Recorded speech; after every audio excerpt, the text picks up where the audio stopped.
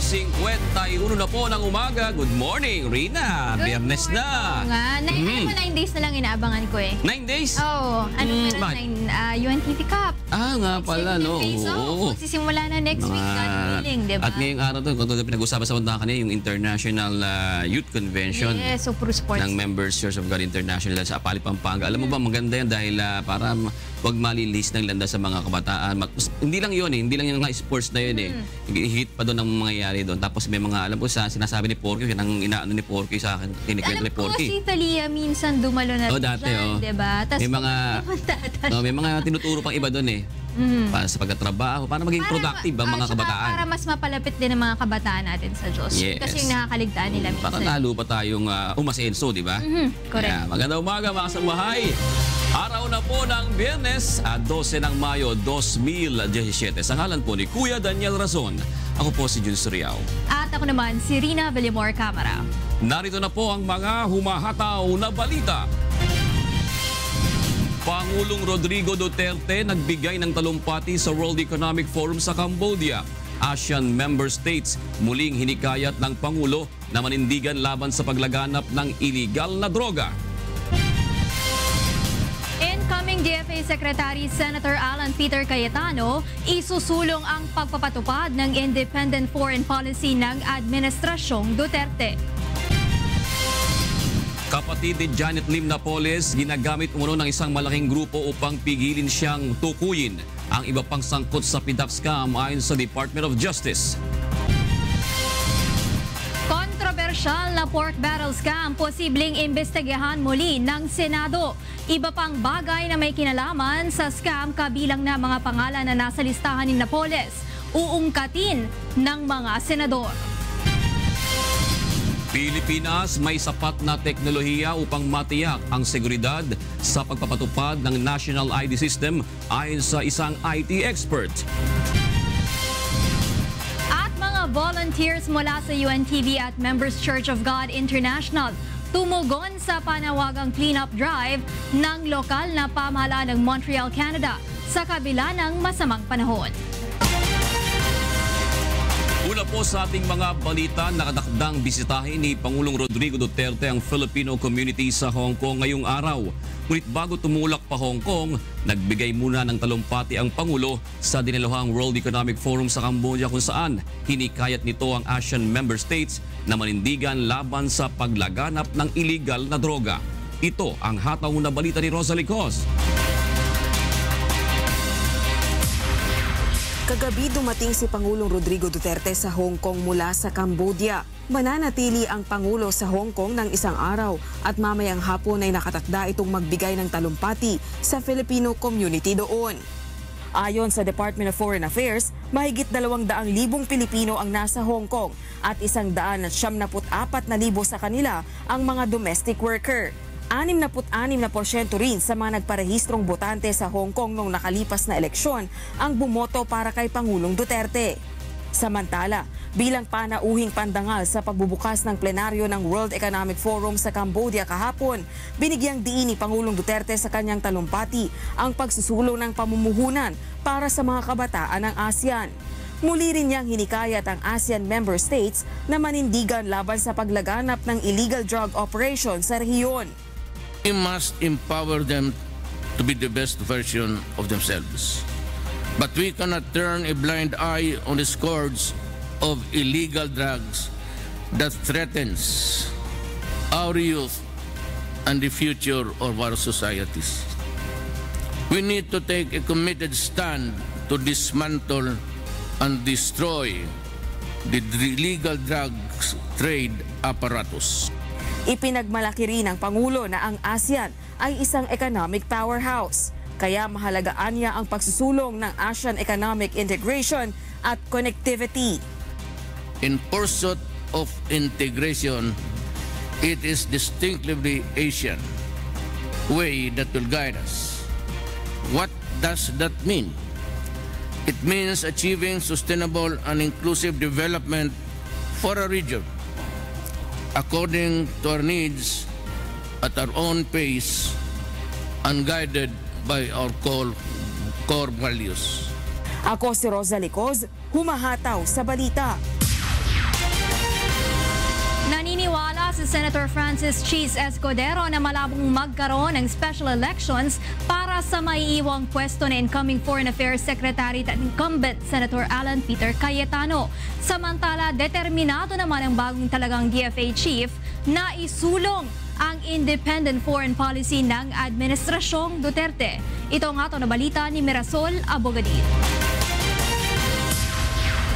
Mababakante na ang pwesto ni Senator Alan Peter Cayetano kapag ginampanan na niya ang pagiging bagong kalihim ng Department of Foreign Affairs. Ngunit ayon kay Senator Cheese Escudero, maliit ang posibilidad na magpasa ang Kongreso ng batas upang magpatawag ng special elections upang punan ang iiwan nitong pwesto. Because a law has to be passed calling for special elections. At kailangan mag-appropriate din ng pera para sa eleksyon. Pero ito yung nationwide election para sa isang pwesto. Sa kadalasan at sa nakaraang mga panahon, kung may nababakanting pwestong 3 taon lang naman, hindi na nagpapatawag na eleksyon dahil sa laki ng gastos na involved. Bagamat kumpiyansa na hindi magkakaroon ng problema ang pagsalang ng bagong kalihim ng DFA sa Commission on Appointments, pinayuhan pa rin ni Senator Escudero si Cayetano na hintayin munang makumpirma bago magbitiw bilang senador. Ayon naman kay incoming DFA Secretary Cayetano, mananatili siyang senador hanggat hindi pa nakukumpirma ng CA. Sa unang press conference nito bilang new appointee, sinabi ni Cayetano ang planong independent foreign policy sa ilalim ng Duterte administration. That the DFA from the secretary down to the most humble employee will not have their own agenda or their own foreign policy, but will all work hard together to implement the foreign policy of the Philippines led by the President. Inihayag din ito ang nalalapit na bilateral meeting sa pagitan ng Pilipinas at China hinggil sa maritime dispute sa South China Sea ngayong buwan.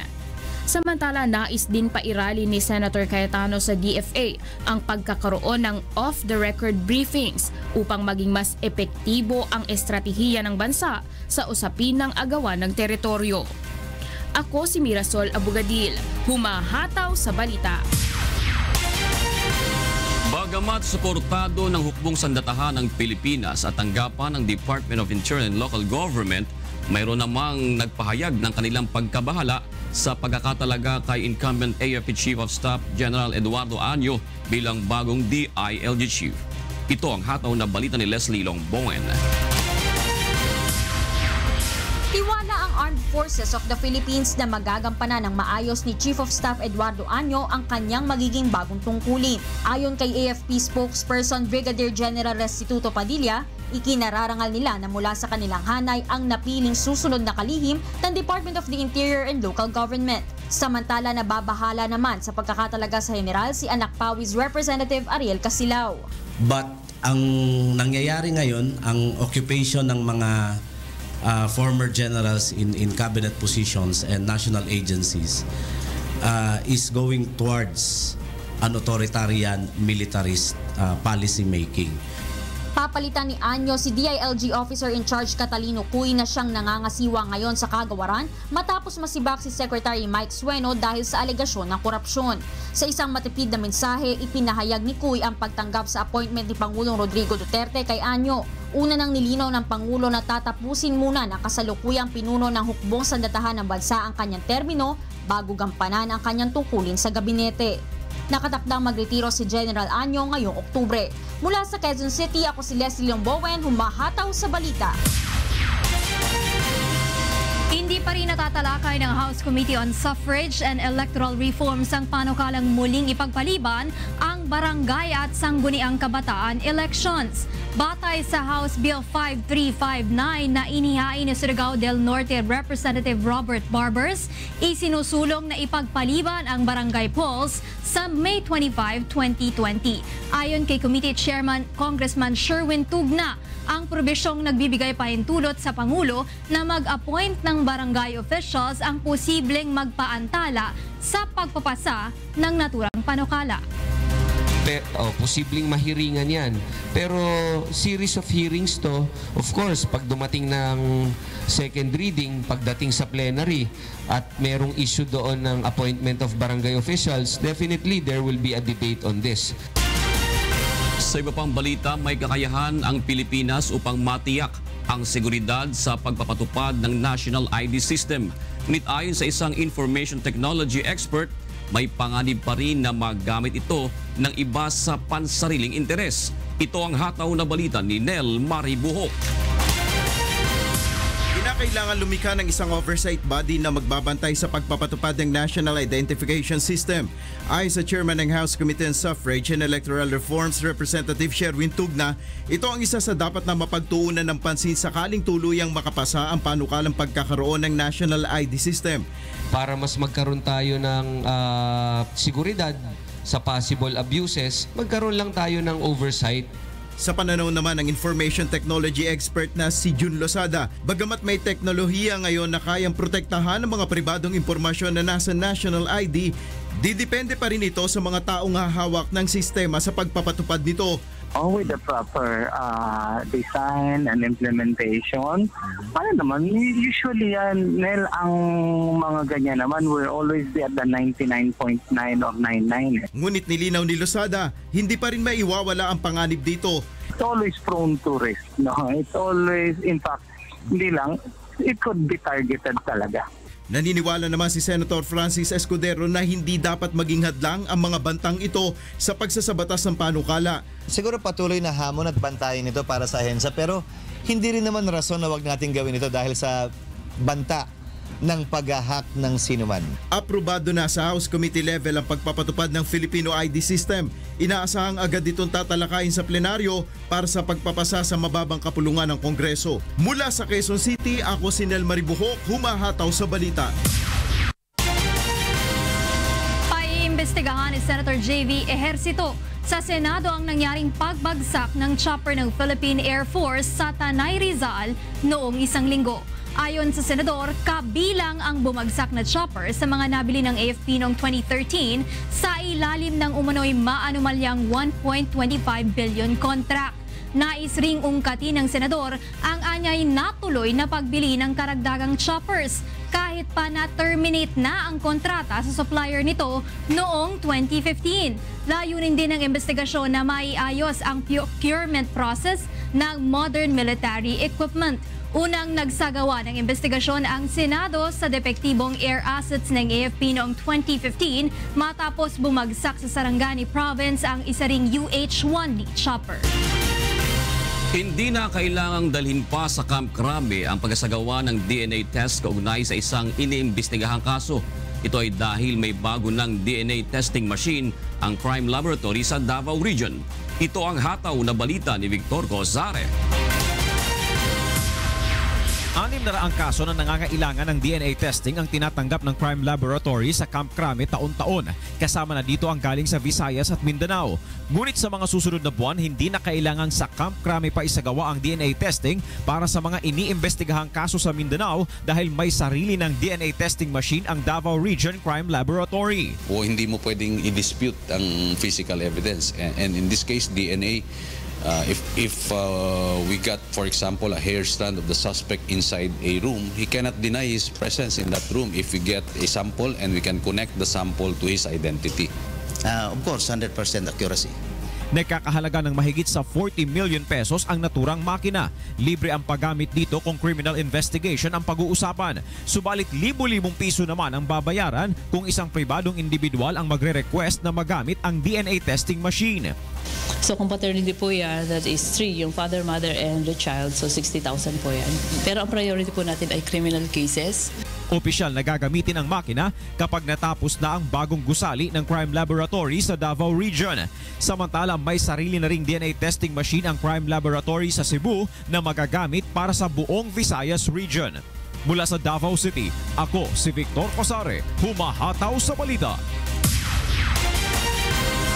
Naaresto ng PNP Anti-Cybercrime Group ang isang lalaking sangkot umano sa credit card fraud at nagbabala naman ng pulisya sa mga credit card holders na maging maingat at huwag basta magbigay ng mga vital information. Ito ang hataw na balita ni Marisol Abogadia. Nahaharap ngayon sa kasong fraud si Stephen Lucena, ang lalaking nahuling gumamit ng pekeng ID para magamit ang credit card na hindi niya pag-aari. Umabot pa sa 300,000 piso ang mga napamili nito gamit ang credit card. Ngunit na-detect ng bangko na ang ginamit ng sospek ay isang credit card na iniulat ng totoong may-ari nito na nawawala. Nakipag-ugnayan agad ang mga ito sa PNP Anti-Cybercrime Group. Kaya naman naaresto ang sospek noong Miyerkules sa Mandaluyong. Taga-bangko tumawag sa atin regarding sa merong credit card fraud na nangyayari sa isang mall. So, pagka ganun kasing scenario, we respond immediately. Ayon sa sospek, nakuha ko yun sa naka-envelope po, nagkakalat. Sa may Mercury. So napulot mo siya? Apo. Tapos ginamit ko po. babala ng PNP sa mga credit card holder. Agad i-report sa bangko kung nawawala o ninakaw ang kanilang mga credit card. At direktang makipag-ugnayan sa bangko sa lahat ng mga transactions. Huwag din umanong ibibigay sa kahit na sino ang mga personal na impormasyon sa credit card upang hindi maging biktima ng credit card fraud. Merong tao na lalapit sa iyo na sasabi, no, credit card owner ka ba? Kung gusto mong magkaroon ng mas malaking credit limit, ibigay mo yung dating credit card information mo and plus all the data. Ako si Mirasol Abugadil, humahataw sa balita. Arestado naman ang 4 na suspected drug pusher at user sa isinagawang buy-bust operation ng mga pulis sa Quezon City kagabi. Nagbabalik si Maki Libradilla. Nasa kustudiya na ng QCPD Station 7 ang isang babae at 3 lalaking hinihinalang tulak at user ng ipinagbabawal na gamot sa Cubao, Barangay San Martin de Porres kagabi. Kinilala ang mga sospek na sina Wilma Andaya, Marlon Manansala, Sunny Dancel at ang target ng operasyon na si Jacob Importante. Ayon sa Drug Enforcement Group, nakatanggap sila ng intelligence report sa umunoy bentahan ng droga sa lugar kaya ikinasa nila ang operasyon. Arestado ang mga sospek matapos makabili ng operatiba ng halagang 300 pisong shabu sa mga sospek sa loob ng pinaghihinalaang drug den. Ito talaga yung nagpo-push dito sa lugar na to at saka talaga yung area na yan, pangatlo na nahulihan ng ng buy-bust na dyan. Si Jacob naman, todo tanggi sa bintang ng mga pulis. Nagtutulak ng illegal na droga? Hindi po sir, nautosan yun po. Subalit ang mga kasamahan nito, aminado sa illegal na gawain. Nagsisisi ka? Buzil. Gano'n ka kasi settle? Sobrang sobrang. Sinisi Buzil. Nakumpiska sa mga sospek ang 11 pakete ng hinihinalang shabu na tinatayang nagkakahalaga ng 8,000 piso. Maki Libradilla, UNTV News and Rescue, Quezon City. Mukhang makakasurvive si Mon. Mukhang okay naman siya. Parang next week babalik siya eh. Ganyan ba tingin mo? Parang tingnan natin. Tingnan natin. Ano sabihin ni Mon? Ito kaya, nakasurvive itong tatlo sa Radyo La Verdad, 350. Kung naman napansin mo pa yung at sasabihin sa huntahan. Attorney G at Beth at Jocas, wala ba silang absent? Wala. Congratulations! Palakpakan! Alam mo naman. Binudo namin ng 1 linggo talaga. Mga bawi. Aba, teka lang. Mukhang iba yata ang iba ang itsura ni Beth ngayon. Mukhang blooming, Blooming. Hindi, kasi sabi niya, kung mapapansin may hawak akong walis? Sabi niya, si Janet Lim Napoles, napalayan Kitang-kita mo, ibang itsura talaga. Talagang blooming na blooming. Ang tawag pala sa'yo dapat Madam Beth. Madam Beth. Pero Attorney G, parang nakikita mo ba parang doon talaga patungo yung ngayon, yung kaso ni Janet Lim Napoles, parang talagang mauungkat talaga yan? Alam mo, Jun, kinakailangan naman din talaga maungkat at kinakailangan magsalita siya para din sa ikatatahimik ng lahat. Hindi naman pwedeng nawala ng pera ng sambayanan pagkahirap-hirap natin binabayaran sa ating mga taxes. Pagkatapos sila itong mga nakinabang at sila yung mga hindi nakakulong. Sila yung mga na hanggang ngayon nakikinabang doon at pagkatapos sila yung mga malilinis. Ito yung mga yung mga senador at congressmen na hindi pa nakakasuhan. Kailangan pinpoint. In fact, marami pa daw yung wala sa listahan niya na ibinigay earlier, di ba? Bago siya nakulong. So this time around daw, mas mahaba ang listahan. Ang pinaka-importante yung sinasabing mas mataas. Mas mataas. Sa legislators. Nag-iisa lang daw pala ito, sabi ng abogado niya. Ba, matindi to Unofficial. Unofficial. Ibig sabihin, isa lang. Diba? Official, higher than lawmakers. And we mga higher than lawmakers. Dalawa lang yan Kasi hindi mo pwede isama dyan ng Chief Justice dahil talagang wala namang pakialam ang Chief Justice dyan. Hindi mo rin pwedeng isama ang speaker. Kasama na pala ang speaker and Senate President. Then lawmaker sila. So that leaves you only two. The President, the Vice President and the Vice President. At that time, kung ang previous administration ang pinag-uusapan, wala naman, di ba, ang pinakapakapangyarihan nun, siyempre, presidente. Ngayon, presidente naman, di ba? At saka hindi naman in si Binay talaga noon. So, that leaves only one person. Yung best friend ni Elizabeth. Pero, Attorney G, yung argumento naman na dapat daw talaga hindi nakasuhan ng plunder dahil hindi naman siya public official, si Napoles. Yun ang yung sinasabi rin. Dahil kita nyo ngayon natin, pag-aralan natin mabuti. Sabi kasi, dapat daw para makapasa sa tinatawag na para siya ay maging state witness, kinakailangan hindi siya most guilty, kinakailangan least guilty siya. Ang tanong, ang sabi daw ng lahat, ng mga ibang nagsasabi na para wag siyang mapayagan, ay siya daw ay most guilty. Ang sabi naman ng kakampo niya, kung kami ang most guilty, ano ba ikinakaso sa amin? Ang ikinakaso sa amin ay plunder. 50 million na pagpandarambong pagnanakaw sa kaba ng bayan. Ang plunder, base sa definition, ay isang kaso na ang number one, ang principal, ay public official. Hindi siya public official. So, ibig sabihin, walang plunder. Paano nakalulusot yun, Attorney G? Yun ang dapat.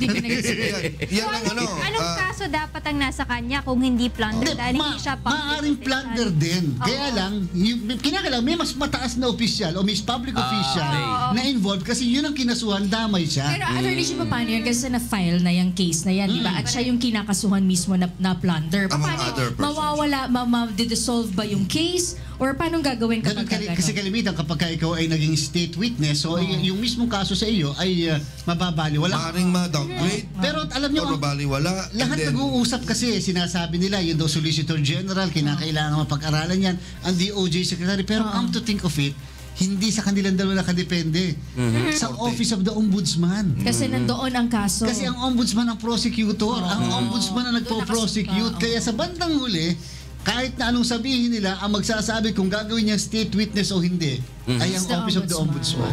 Ang last say. Maraming salamat. Alright. Sa inyong dalawa. Tapos makita mo sa mga malls, di ba? Meron nagbebenta sila ng payong. Kasi yung proceeds daw nun, pupunta dun sa foundation. Sabi ko, hindi ako bibili niyan. Ang dami-daming pera nung may-ari niyan eh. Di ba? Hindi na kayo maglabas ng pera para tumulong. Kasi ako lang kuya, nakita ko. Paraan din naman yun nila para sila merong source na... Pero ako kasi... At saka bebenta naman nila eh. Nakita ko kasi kuya yung logic at saka yung ano ng La Verdad eh, di ba? Ibig ko sabihin siyempre yung mga may-ari diyan hindi naman hirap din i-produce ang pera diyan. Samantalang yung iba billions ang kinikita, yung mga ibang kumpanya billions. Ikalulugi kasi nila yun. Minsan at the expense of the consumers pa, di ba? Baka hindi pa sila nagbabayad ng sapat. Tamang tax. Kung halimbawa ba naman ito lang ang gagastusin mo sa pag-ooperate ng isang eskwelahan, say 500 students na libre lahat. Libre lahat. Pati allowance. Meron ka lang limit ka lang halimbawa sa ganun. Dito lang number of students mo. Pero at least na maintain mo yan. Kuya, kung isipin mo kung 1,000 companies yan na may 500 students, 1,000 times 500. Mabuti na nga ngayon, Attorney George, kahit papaano, nagkakaroon na ng awareness. Ako nga, nagpapasalamat din ako na one way or the other, yung ating mga napasimulan ay nagiging isang example din doon sa ibang mga companies na mag-open din sila ng ganito kasi merong mga magagawang malalaki doon sa mga maliliit nating mga kababayan. Yung mga kahit na sabihin mo nga simple act of kindness lang na ginagawa ng bawat isa, which we're trying to encourage everybody na kahit sino, kahit sa atin, hindi mo kailangan na maging malaking tao, hindi mo kailangan maging bilyonaryo for you to be able to do something good sa kapwa mo tao eh. Kahit na simpleng lang, ang totoo. Araw-araw lang, marami kang magagawa. Di ba? Ang totoo nga ngayon nawawala na yung diwa ng sabi nila pagiging Boy Scout eh. Yung nakakita ka na matandang tumatawid, akayin mo man lang. Ngayon, bahala ka sa buhay mo, matanda kang ulyanin. Pagtatawanan pa. Oo, tapos yung nakasakay sa bus na magpapaupo. Ngayon, hindi, tutulog kunyari yan. Di ba? Kahit sa MRT, sa LRT. Di ba? Tutulak ka pa. Yung bang, sa halip na magbigay ng priority, nakita mo, halimbawa, nakapila si Manong Jo, paunahin mo man lang. Di ba? Uy, pinapauna yan. Hindi pa naman siya senior, tinatawag siya sa senior. Sa ano yun, kuya? Sa eleksyon. Umila ako, habang init-init. Bigla na lang may lumabas ni teacher, ay si tatay! Dito. Sumunod naman ako. Pero thankful siya. 5 minutes lang. Thankful siya. Alam mo kung bakit? Kasi at least daw tatay lang, hindi si lolo. At mabuti pa kamo, hindi ang natsyempo nila si RJ. Ay, magagalit yun. Binibigyan nga ng paradahang libre. Ano kala mo, ha? Can't afford ako? May advantages, kuya. May advantages. Pero mga kasabay, kaya namin tinatalakay, lalong-lalo na yung mga pagtulong natin sa ating mga dahil magpapasukan na po muli. Alam niyo, pag ganitong pasukan, ito nga po yung mga panahon na nagbibilihan ng mga gamit, swerte yung mga pamilya na may mga pambili. Swerte yung mga pamilyang kahit paano merong nakukuha sa bulsa para lang kasi makabili ng gamit. Mag-jujune na. Alam mo, parang panahon di peligro na, kuya. Pagka mga ganitong panahon, kinakabahan na ako. Saka makikita mo palaging parang nakatingin ako sa malayo. Kasi pag yung mga panahon ito, uso ang mga loan, uso yung mga utangan dahil sa alam niyo tuition. Mid-year bonus. Kaya nga yung mid-year bonus nila, normally may 15 binibigay yan, sabay sa sweldo. Kasi understood na yan na for enrollment yan. Talaga parang napaparinig pa kayo ng mid-year bonus. Sana nakikinig siya, nakikinig sana si Tita Nina. Wala pa kaming gamit sa eskwelahan. Ayan, at narito na po ang ikalawang pagkataon ng mga balita. Ninenervous na ako sa inyo. Kapatid ni Janet Lim Napoles, ginagamit umano ng isang malaking grupo upang pigilan siyang tukuyin ang iba pang sangkot sa PDAP scam ayon sa Department of Justice.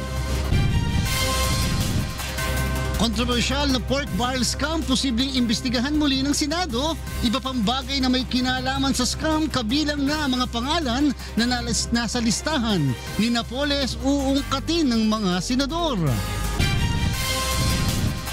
Economic plan ni Pangulong Rodrigo Duterte na Dutertenomics inilunsad sa international media. Dangerous Drugs Board naglunsad ng bagong paraan ng paggamot sa mga babaeng nagumon sa droga.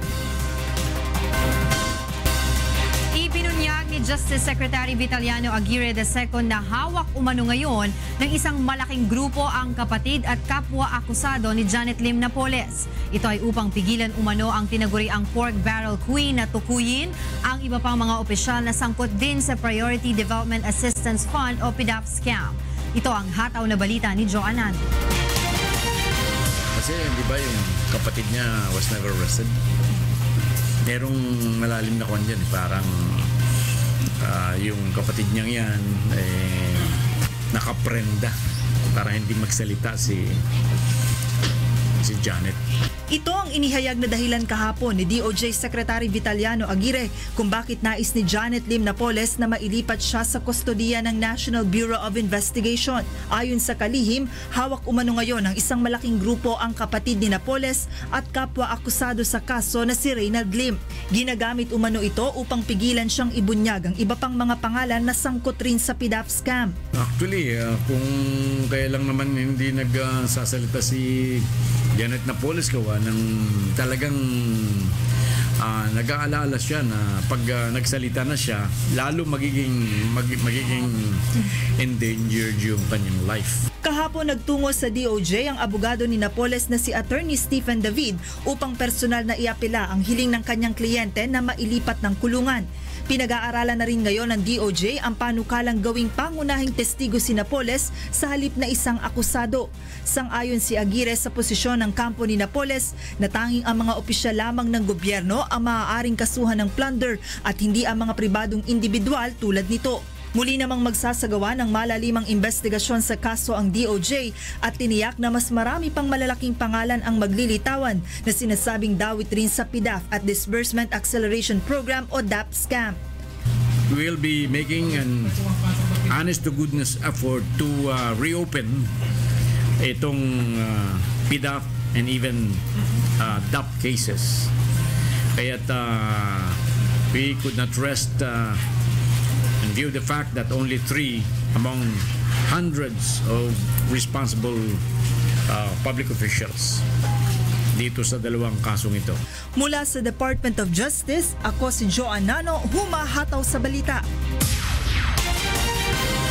Posibleng magsagawa muli ng investigasyon ng Senado hinggil sa pork barrel scam.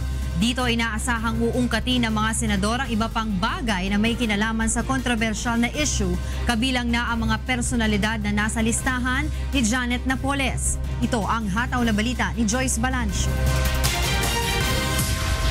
Maghihintay muna si Senator Francis Escudero hanggang Hulyo bago hikayatin ng Senado na imbestigahan muli ang multi-billion pork barrel scam. Ayon sa Senador, bibigyan daan muna niya ang investigasyon dito ng Department of Justice at National Bureau of Investigation. Marami pa anyang dapat ungkatin sa PDAF scam at isang bahagi lang ito si Janet Napoles at ang mga nasangkot sa kanya. Maaalala ang taong 2013 nang unang imbestigahan ng Senado ang PDAF scam kung saan naglabas si Napoles ng listahan kung saan kabilang ang ilang mga mambabatas. Yung dumaan kay Ginang Napoles ay 6 na bilyon lamang.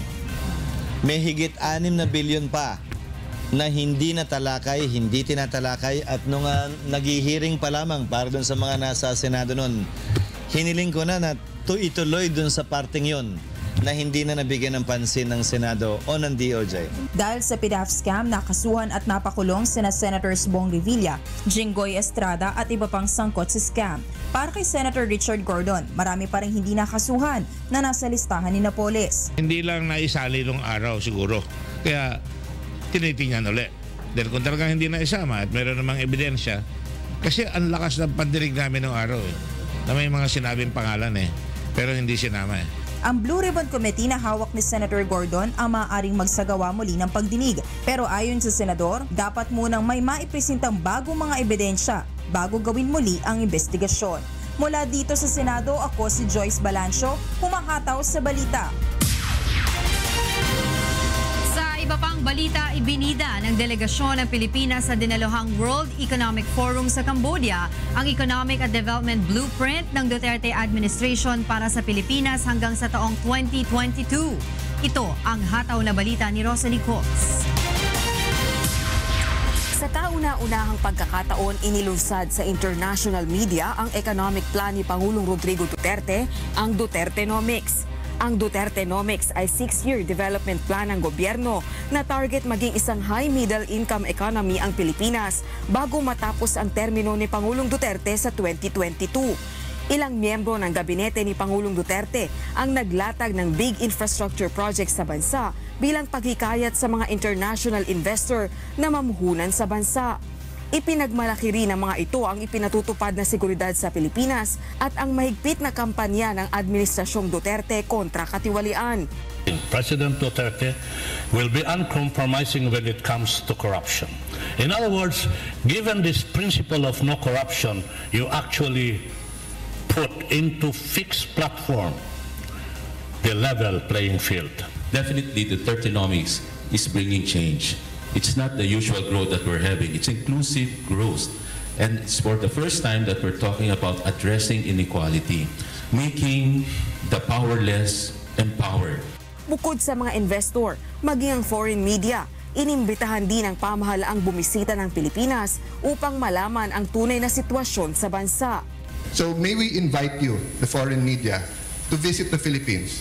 Do it quietly, do it with all the fanfare, but do it with an open mind, and we will show you that the country is now becoming more peaceful, open for business, and we will protect you, your businesses, and your persons. Ako si Rosalie Cox, humahataw sa balita. Pinayagan ng Sandigan Bayan 3rd Division ang mosyon ni dating Vice President Jejomar Binay at asawa nitong si Elenita Binay na makalabas ng bansa. Bibiyahe ang mag-asawa sa bansang Israel simula May 15 hanggang May 29.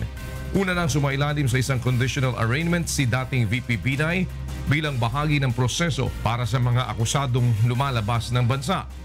Not guilty ang ipinasok na plea ni Binay sa kasong graft at malversation, kaugnay ng maanumalyang pagtatayo ng Makati City Hall building.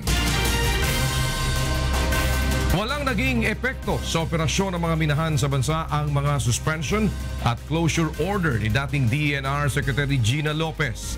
Positibo naman ang pananaw ng mga mining company na magiging pamamalakad ng bagong kalihim ng kagawaran. Ito ang hataw na balita ni Ray Pelayo.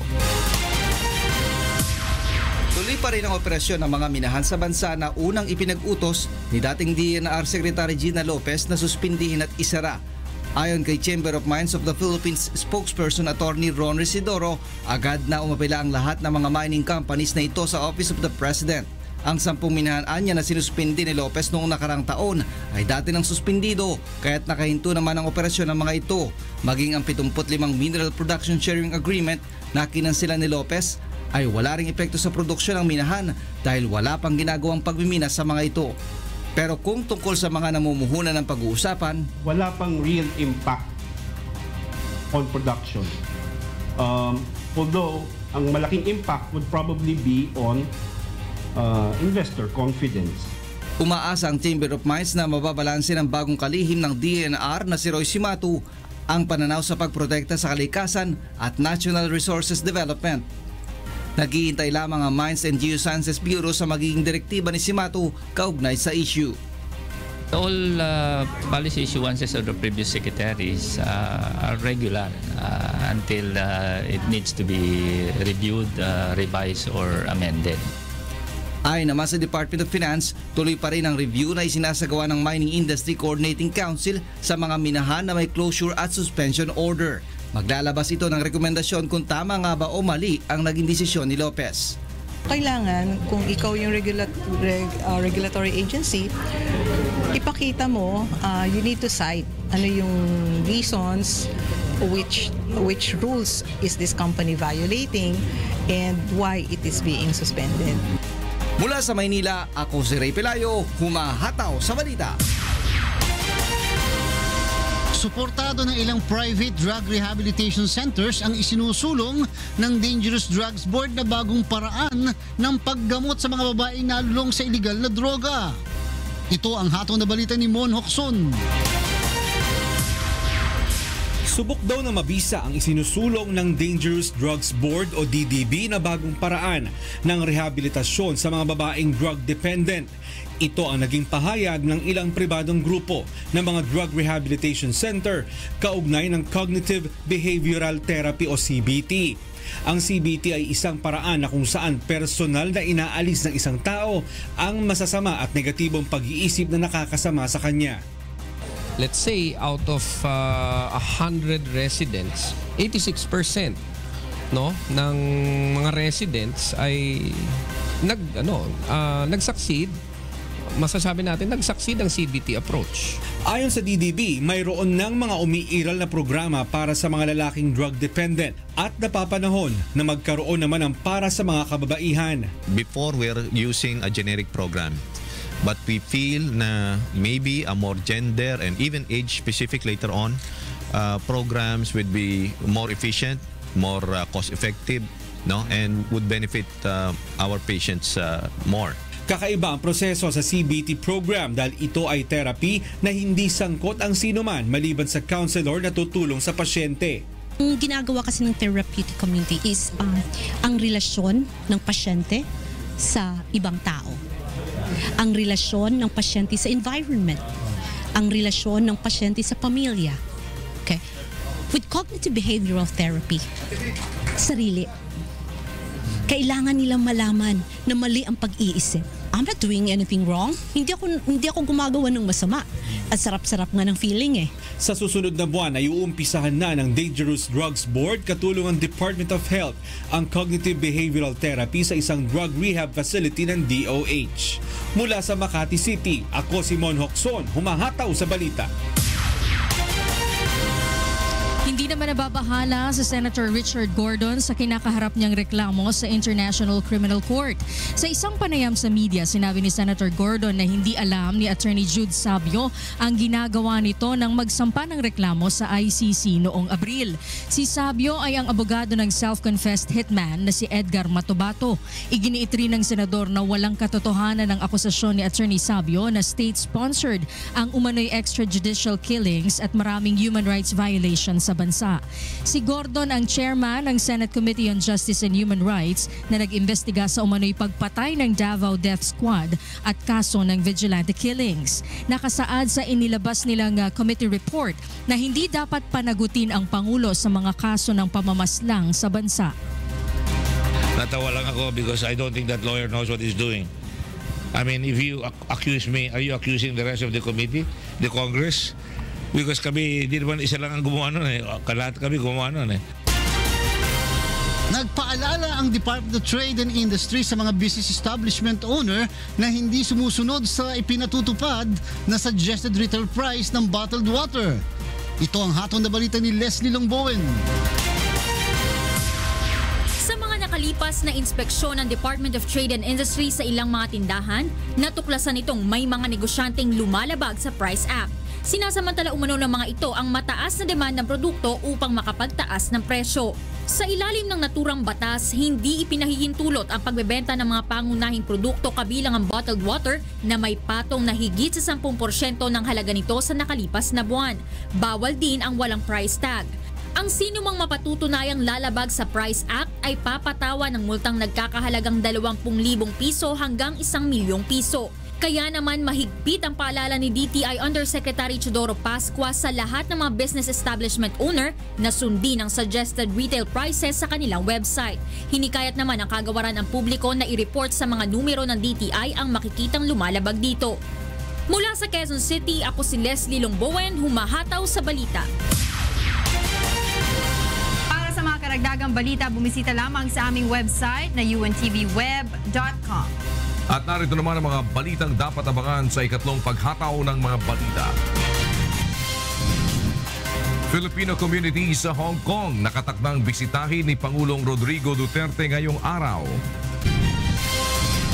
Pagsasagawa ng fire at earthquake drill sa mga paaralan kabilang sa mga aktibidad sa pagsisimula ng National Brigada Eskwela sa susunod na linggo.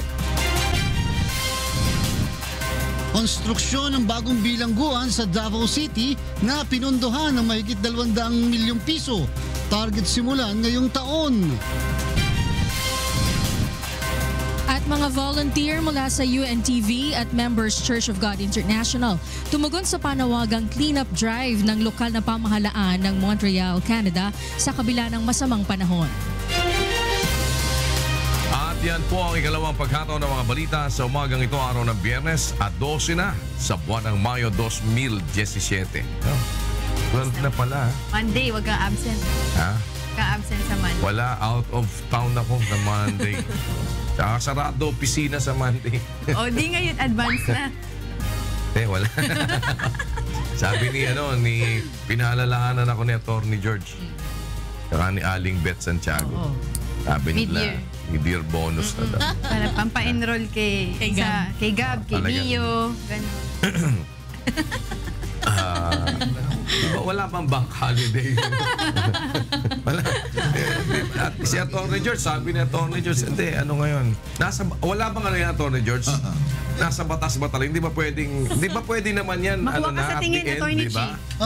Makuha ka sa tingin, Attorney. Actually, madami pa nga dyan, kuya, na na malibas kung yun ang nire-require ng batas, mas dinadagdagan pa. Kasi depende pag mabait yung boss eh. Yung CEO. Michelle, pwede naman daw mag-loan. Lalo nga absent sa lunes. Lalo nga absent sa lunes. Pwede ba mag-salary, salary loan? Cash advance. Di ba cancer yung CA? Commissioner na appointments. Mabait yung chairman. Mabait talaga. Sobra. Pakilala nyo naman ako doon. Chairman's bonus. Pakilala nyo naman ako dyan. Kilala mo yun. Para makabakahingi rin ako ng Simula pinanganak yun, kilala mo na yun. Angel, wala kaming balak kanina na i-open yan. Si Angel daw magtatayo na ng bagong opisina niya. Ano daw? VP for Collection. Kasi nangihingi ng sweldo mas malaki pa sa sweldo na CEO. Grabe nangihingi. Nangihingi baka maniwala sila. Defensive Ay, magbabalik po ang Good Morning Kuya. Anong ating mga magsasaka? Nandyan yung lahat na suporta, andyan pa yung lahat na advice, di ba? Correct. From all the experts para talagang ika nga magiging successful. Oo. Mamaya po dito po sa ating Get Straight with the Neurozone ay live na live po yan. Panauhin po ni Kuya itong sa Bureau of Food, Bureau of Fisheries and Aquatic Resources. Palagay ko pag-uusapan nila yung nangyayari pong pagpunta dyan sa may Benham Rice na kayo na tinatawag na Philippine Rice. Ano ba talaga ang naandyan sa parting yan ng ating teritoryo? Ano ba mga makikita natin dyan? Ano mga yamang dagat ng bansa natin at paano na ang plano ng ating pong pamahalaan para maprotektahan lalo yung parting yan ng ating karagatan. Dapat pala, Prof. George, ang pangalan kasi pag Philippine Rice para mapapagkamalan ng bigas. Hindi lang. Dapat Pilipinas angat. Ako hindi. Digong rice. Pilipinas angat. Di ba? Di ba? I-translate mo sa English. Philippine rice. Baka digong rice na lang. Digong rice. Digong's rice. Kasi ating talaga po yan. Yung Philippine rice na tinatawag na yan. Si Undersecretary Eduardo Gongona. Gongona ng National Director po ng BIFAR. Executive Director yan. Dating commander siya ng Philippine Coast Guard. Mas maganda pala. Dahil ang background, Coast Guard. So, siyempre, alam mo naman, pag yan ang ahensya na pinamumunuan mo, sa pangalan pa lang, Fisheries and Aquatic Resources, siyempre kailangan may mga assets ka pandagat. Okay lang. Bibili daw ng 20 drones. Sabi, more or less 20 drones, sabi ni Secretary Piñol. Ang mga drones na yan, siguro dapat medyo malawak ang range yan, Prof. George. Siguro pwede naman sila i-base sa barko. From a ship, it can be launched, makakaikot-ikot. At saka siyempre, yung gamit pandagat. Wala pong yung mga mabibilis. Kulang tayo. Yung mga mabibilis, lalo na yung paghabol sa mga maaaring pumasok dyan sa parte niya ng ating karagatan. Anong tawag daw doon yung sa yung ship ng China na pumunta sa Giwan? Research ship? Ilan na tawag? Kalimutan ko. Innocent Passage. Innocent Passage. Innocent Passage. Kasi Innocent Passage, pwede kasi. Pwede naman. Uy, sa inyo pala to? Uy, napagitna kami. Napagpad kami. Pwede naman kunyari Tita Beth, kumato ka, knock-knock, tapos sasabihin naman ng Philippine Coast Guard, who's there? This is a Chinese vessel. Kaya, medyo napadpad kami, taas ng alon. Naku, laki-laki ng barko. Taas ng alon, pasensya na. Yung mga innocent passage talaga, under international law, pinapayagan naman yan. Alam mo, Bro John, ito ang pinaka-isa dyan na hindi naman siguro extreme, pero unique, yung alam niyo yung Strait of Bosporus, yung sa may Turkey, sa may Istanbul, napakakitid lang yan, Tita Beth, pero international ang pagturing niyan. Pero talagang parang kanal na lang siya. Kasi ang Black Sea Fleet ng Russia sa Black Sea, kung gusto niya pumunta ng Mediterranean and beyond, dadaan talaga siya dyan. Yung Strait of Bosporus. Pero Turkey yan, Istanbul yan. Ganun lang kakitid yan, pero considered yan na parang international waters na kahit sino pwede dumaan. Pero yun lang, siyempre kahit paano, papaalam ka pa rin para hindi magulantang. Yun po ang dahilan kung bakit tayo ay may tinatawag na archipelagic doctrine sa ating pong konstitusyon. Na kung saan, dahil nga sa ang ating napakadaming isla, paano nga naman pagkadumaan sa pagitan ng mga isla, Tita Beth, yung ating teritoryo. Yung mga barkong pandagat halimbawa ng mga ibang bansa. Kung walang archipelagic doctrine na tinatawag, pag dumaan ka doon, sasabihin nila international waters. Beyond the 12-mile nautical territorial waters, kahit, di ba, kahit loob yan ng archipelago, sabihin nila international waters. So ngayon, But because of that doctrine, dahil yun ay tinatawag natin yan, mga internal waters, atin po yan lahat ng tubig sa loob at pagitan ng mga isla, atin po lahat yan. Yan ang kahirapan ng tayo ay isang archipelago. Kinakailangan mas malakas ang ating mga sasakyan pandagat. To give an example, yung karagatan between the island of Palawan and Panay Island. Di ba malawak yan?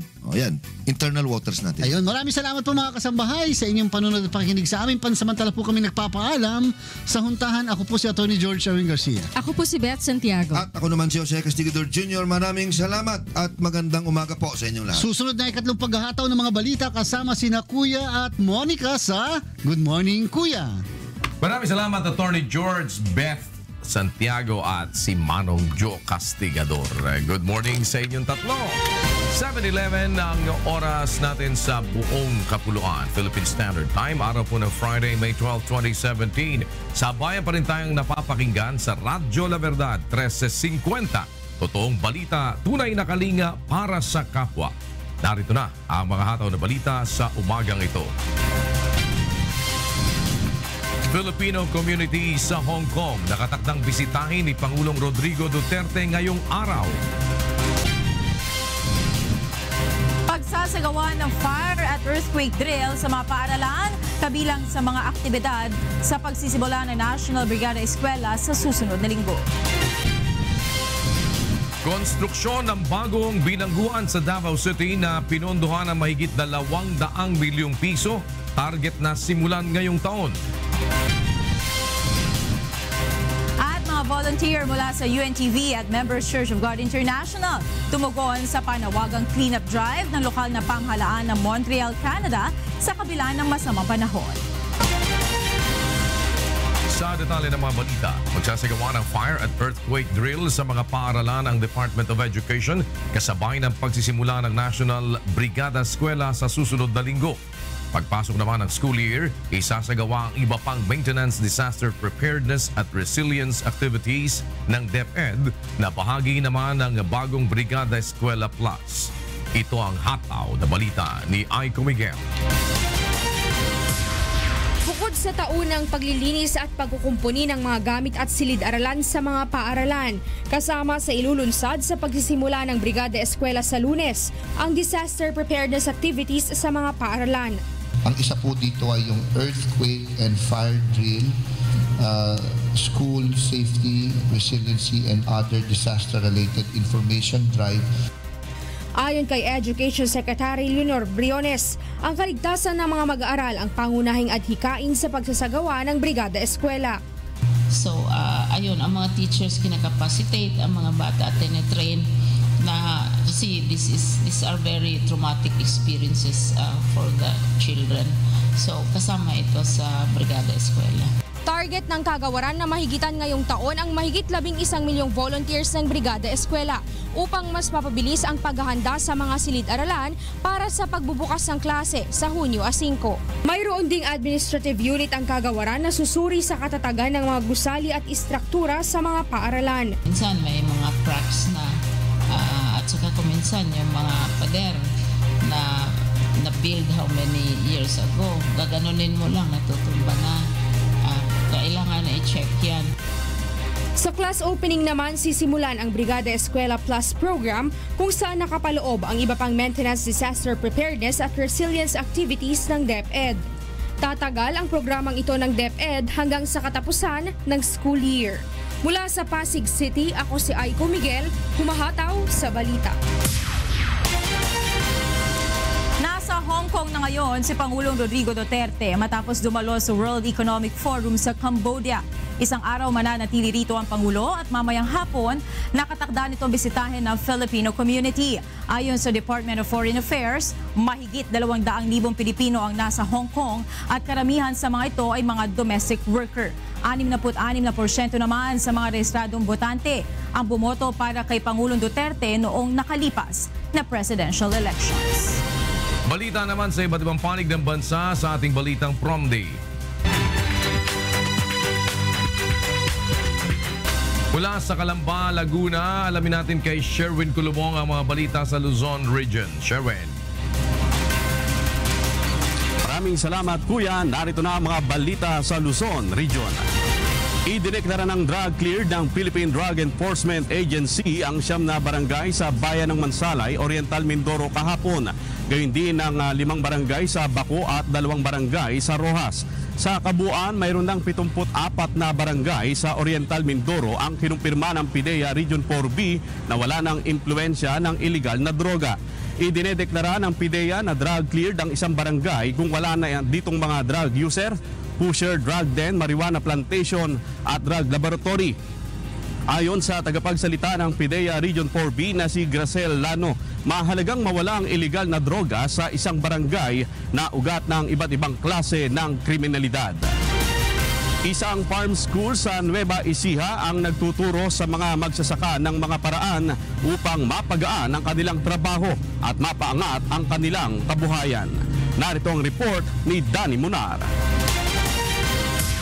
Naniniwala ang pamunuan ng isang farm school sa Nueva Ecija na kayang mapaunlad ng sustainable farming system ang kabuhayan ng mga magsasaka sa bansa. Halimbawa nito ang Agritectural Farm and Training Center sa Barangay Makatbong sa Cabanatuan na binubuo lamang ng 1.5 hektarya ng lupain. Nakatanim dito ang nasa 156 na uri ng organikong gulay at prutas at mga halamang gamot.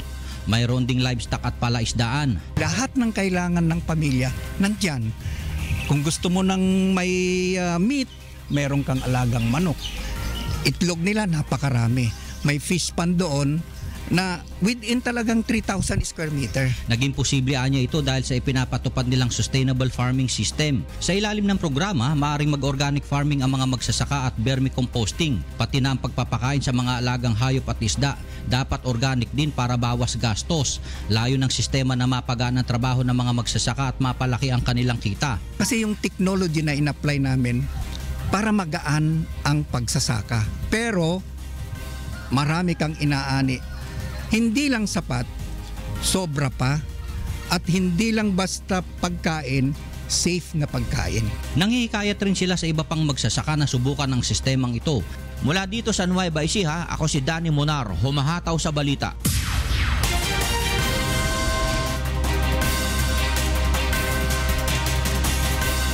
Balik sa iyo, Kuya. Maraming salamat, Sherwin Kulumong, live mula sa Laguna. Para naman sa mga balita sa Visayas Region, nasa Cebu City si Deb Riveral. Mayong buntag, Deb. Yes, dagang salamat Kuya Daniel. Umayong buntag sa atong mga kasangbahay. Aniya na ang mga balita gikan sa nakalain-laing bahin sa Visayas. Usa na sabka-pulis sa Region 7 ang na-dismiss sa serbisyo tungod sa grave misconduct. Base sa lista sa PRO7 gikan sa July 2016, upat na ka mga pulis sa rehiyon ang gitangtang sa serbisyo. Kinihuman ang gipaghigayong investigasyon sa PRO7 batok sa mga reklamo nga nadawat sa dili pagtarong sa pagbuhat sa ilang katungdanan. Kiniapil sa internal cleansing sa Police Regional Office 7 subay sa direktiba ni PNP Chief Police Director Ronald De La Rosa. Apan matod sa PNP, padayon nga i-monitor ang mga pulis nga natangtang sa katungdanan. Kini aron masiguro nga wala sila misulod sa bisan unsang iligal nga kalihukan labaw na nga kahibalo sila sa pamaagi ug operasyon sa mga pulis. Sa laing bahin, nagpahigayon og mga seminar ang PNP sa Central Visayas aron may pahibalo sa katawhan ang saktong buhaton kung adunay posible nga hulga sa pagpadupid sa ilang lugar. Ani ang report ni Gladys Tuwabi. Gusto sa Philippine National Police nga mas paligunon pa ang partisipasyon sa publiko sa pagbantay sa ilahang mga lugar batok sa mga grupo nga gusto mobuhat og pagpanlupig. Mahinumdumang dako ang natabang sa mga residente aron madakop ang usa sa mga nabiling Abu Sayyaf member nga gipangita sa mga otoridad sa Bohol.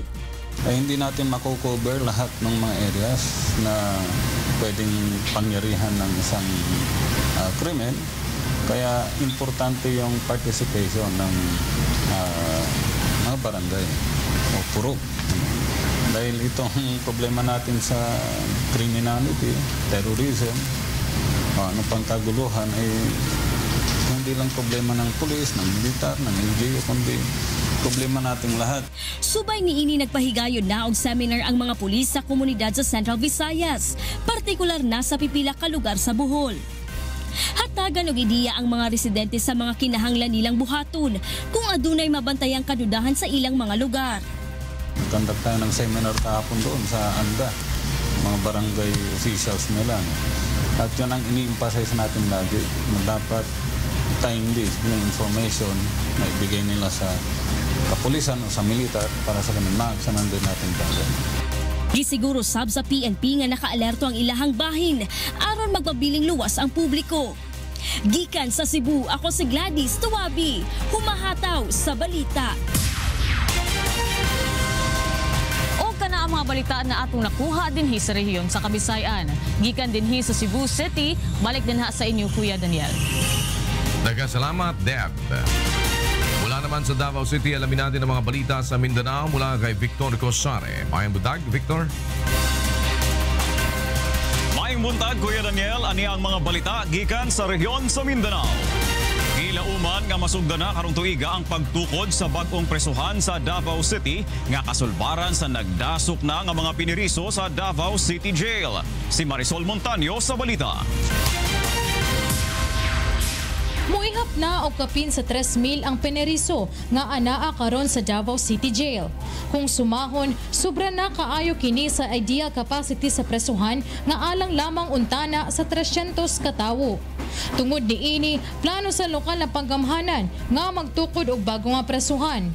Ang maong proyekto nga adunay approved budget nga 236 million pesos kay itukod sa 8 ka ektarya nga lote sa Wangan, Kalinan, Davao City. So sa ato ang 8 hectares na jail facility at Wangan, maka-cater siya up to 5,000 inmates. Sa higayon nga mahuman na ang bagong pasilidad, dinhi ibalhin ang mga peneriso sa kasamtanang City Jail apan walay labot ang mga high-risk inmates ug ang mga adunay balatian. Kabahin usab sa itukod nga pasilidad ang organic farming area, incubation site ug mga classroom diin libreng makaskwela ang mga papili nga inmate. Courses on entrepreneurship kay mura manggod pag mugawas manggod sa jail lisod sila makapagtrabaho makasulod sa kumpanya. Sa sunod bulan, pagabuhaton ang bidding para sa maong proyekto o ginalaumang masugdan ang pagtukod sa last quarter sa 2017. Gikan sa Davao City, ako si Marisol Montaño, humahataw sa balita. Sa laing balita, ginalibot karon sa mga kadete sa Philippine Military Academy ang rehiyon sa Mindanao isip kabahin sa ilang Southern Tour 2017. Usa kini ka pamaagi aron madasig ang mga kabatan-unan nga musulod sa maong tunghaan. Ani ang report ni Dante Amento. Yalyaga ayer akin na siyudad sa Zamboanga L278 mga kadete del Philippine Military Academy o PMA. Taanda Elios aura na magagrande lugar na pais para manda kunuse kun el PMA hikun bidang mucho ke entra na akademya. I am encouraging everyone, lalo na the youth of Zamboanga City na mag-take kayo ng PMA exam, if I'm not mistaken, this August. We'll be having a PMA examination, entrance examination. Ay dura sila na syudad hasta 5 dia para na otro aktibidades. Ayer ya conduce sila courtesy call na diferente units del AFP y también na City Hall. Este día ay tiene silent drill aquellos na AFP Westmencom Headquarters. Aminado también el magkakadete y maskin el cuanto staff del PMA. Kita dali aura kanila Valentia el cosa taas si Miracuidao el presidente con el magasuldaw. Na siguro ito na yung inaantay natin na parang game changer sa atin na may pagmamahal at saka pagpapahalaga sa ating mga kusunduluhan sa mga uniformadong hukbo. Mientras desde na ciudad de Zamboanga ay biyaha también sila na Davao City, Cebu City, Ibera otra vez na akademya. Desde na ciudad de Zamboanga, iyo si Dante Amento, humahataw sa balita. Og kana ang mga balita gikan sa Mindanao Region, gikan diriya sa Davao City, balik diha sa kauluhan Kuya Daniel. Salamat Victor Cosare live mula sa Davao City.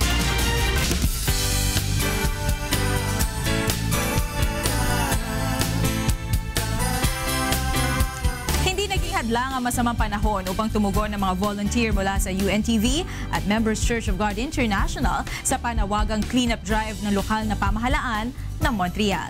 Narito ang ulat ni Ana Torreja.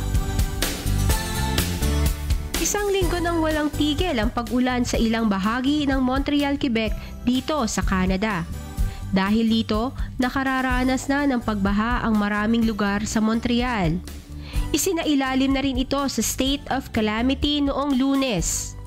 At upang makatulong sa problema sa baha, kabilang ang mga volunteer mula sa UNTV at MCGI na tumugon sa panawagan ng lokal na pamahalaan na pagsasagawa ng clean-up drive. Hindi napigilan ng masamang panahon ng grupo sa paglilinis sa paligid ng Montreal. Ang Montreal ay isa sa mga tourist spot sa Montreal na dinarayo ng maraming turista. Kaya kalimitang naiipon dito ang maraming basura. Kaya ako sumama dito dahil it's a good cause and anything na nakakatulong sa earth and environment, kaya kami. 24 na taon nang isinasagawa ng Montreal City ang Grand Cleanup sa kabundukan. At sa taong ito ay daang-daang volunteers ang sumama at nakibahagi sa programa. As my experience of 20 years, it was one of the best because they did what expect from them. We took out 12 bag of garbage, and it's more than we expect for the place that we did. So we were greatly happy for the group to see us today, emptying us to clean the beautiful Montreal. Tiniyak naman ng UNTV at MCGI volunteers na ipagpapatuloy ang pagsasagawa ng cleanup drive upang makatulong sa flood prevention program ng Montreal City, Canada. Bukod pa rito ang pagkakaroon ng iba't ibang aktibidad upang makatulong sa kalikasan. Ana Torreja para sa Serbisyong Kasangbahay. Para sa iba pang umahataw na balita, bumisita lamang po sa aming website, ang untvweb.com. At yan ang mga hataw na balita ngayong araw ng Biyernes, May 12, 2017. Ako po si Daniel Razon. At ako naman po si Monica Veral.